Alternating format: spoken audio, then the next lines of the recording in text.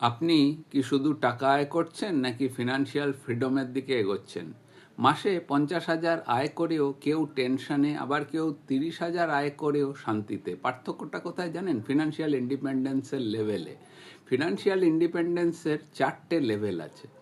প্রথম হচ্ছে সার্ভাইভাল। মাসের শেষে ইএমআই বিল, ক্রেডিট কার্ড বিল পেমেন্ট করতে করতে আপনার ব্যালেন্স এবং সেভিংস প্রায় জিরো হয়ে যায়। Level 2 stability. 6 মাসের এমার্জেন্সি ফান্ড আছে, ইন্স্যুরেন্স আছে, আনএক্সপেক্টেড মেডিকেল এক্সপেন্সেস এলেও প্যানিক হয় না, আপনার মেডিক্লেম করা আছে।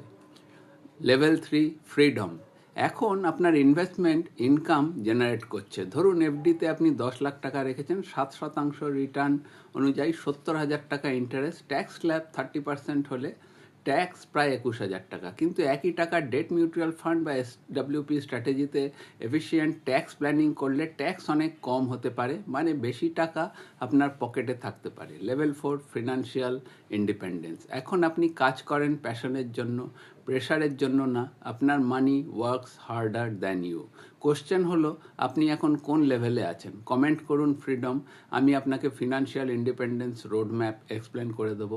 ইনভেস্টমেন্ট আর subject to market risk, tax treatment depends on individual financial profile and prevailing tax loss.